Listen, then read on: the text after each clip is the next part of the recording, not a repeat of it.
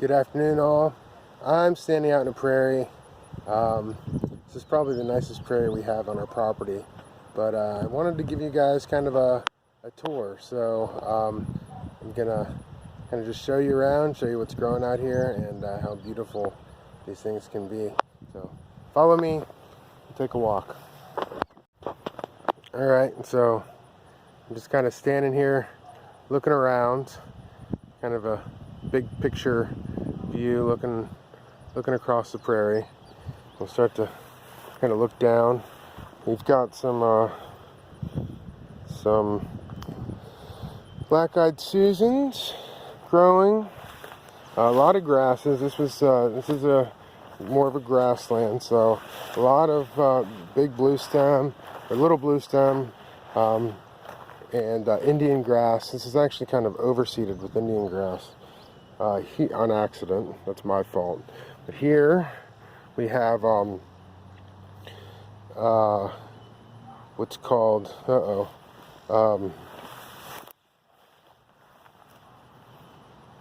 Baptisia.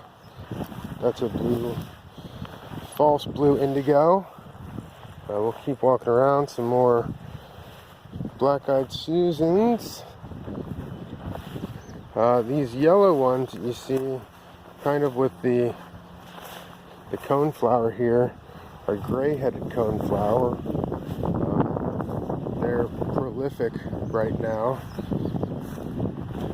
Let's see what else we can find out here. And this orange one is what's kind of looks like late blooming butterfly milkweed. So the butterflies love that, the monarchs especially.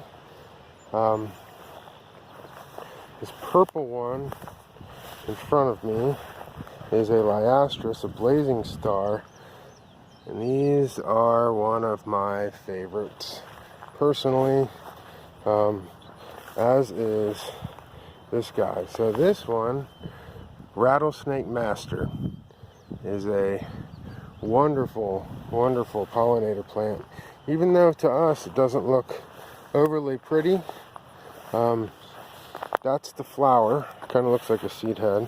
Here's another one. It doesn't necessarily look really pretty to us, but the insects, butterflies, bees love it. Let's see what else we can come across. There's another blazing star. So our goal is that throughout the season we always have at least a few things blooming from late April all the way through October. Here is partridge pea. Partridge pea is an interesting one. It's actually it is a annual. It's kind of one of the first things that we'll see come up. It was really prolific about 3 years ago when we first seeded this. And then it kind of dies out as it gets outcompeted by some of the longer living perennials. Here's a bumblebee on a gray-headed coneflower.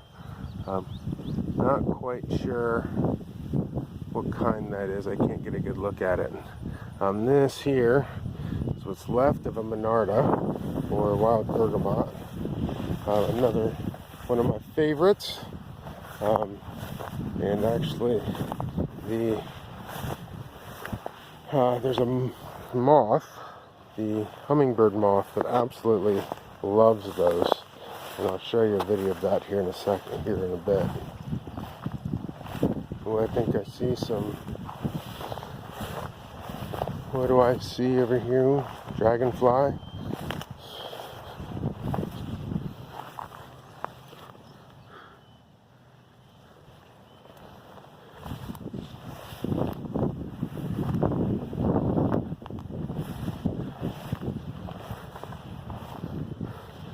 Again, a lot of Liastris coming up. A lot of gray-headed coneflower. A lot of grasses. Now this field was burned in March of this year. And this is how fast it's grown. It's up to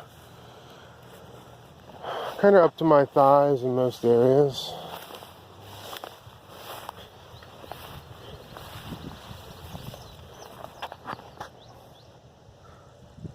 I believe that's Coreopsis.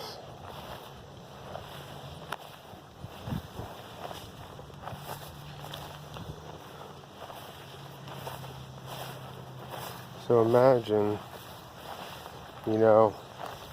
imagine you have a yard, and you're kind of sick of mowing it, and you wanted to put in, a small little section of yard into something like this. It's actually, there's some work, but you're certainly not having to mow every week or every other week. You're kind of mowing once a year. Here's an aster somewhere. There it is. Not 100% sure on what kinds, what species, so I'm not going to pretend to know.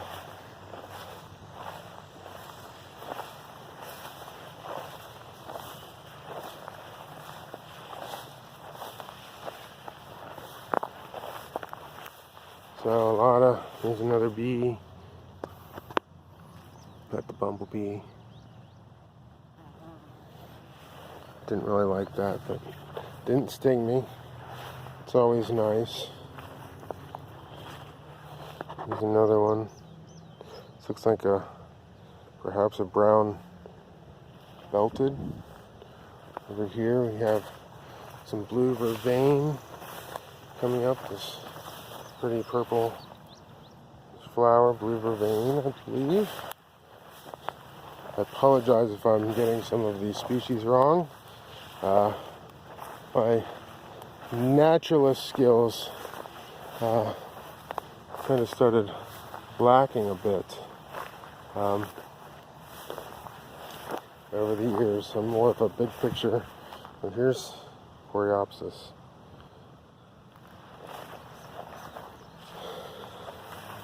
But I'm walking around down here, not worried about getting stung by the bees.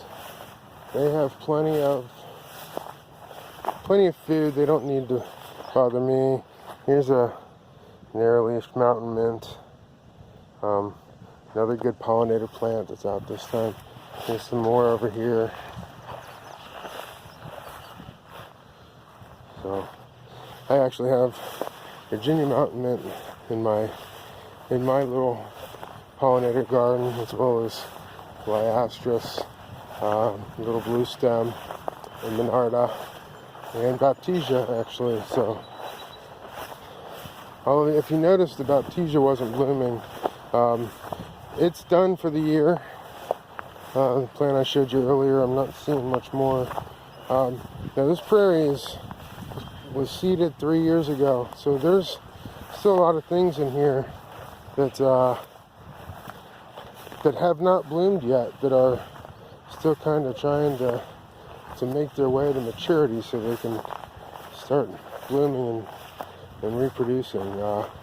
Prairies take a while to mature. They do take a little bit of work, and they certainly take quite a bit of patience, but it's already, we're seeing the results of our work. Here is, holy cow, what is that? What is that? It looks like I don't even know what that is. If anybody any entomologist out there can tell me what that is, I don't really want to find out. That one looks like it could hurt, but I have no idea. Again, all of these insects out here, stinging or non, have plenty to do. They don't need to bother me. I'm not bothering them. I would walk around here in shorts if it wasn't super itchy. But cool things coming up, and again, pollinators aside, it's a beautiful sight to look at. Sorry, camera's a little crooked. Now keep in mind that one advantage of putting in a prairie like this is these roots on some of these grasses and forbs are probably already 5 or so feet deep, if not more. So as we seems like we might be headed towards the hot, dry summer. You know, these things are drought resistant because they are native. They're used to this. Here's a close-up of this Liastris. Again, one of my favorites. Beautiful, beautiful plant.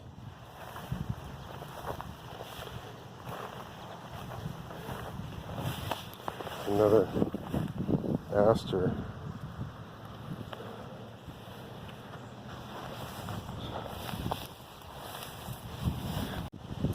Well, hope you enjoyed your little tour of our prairie. Check back. Hopefully we'll have some more for you. Thanks.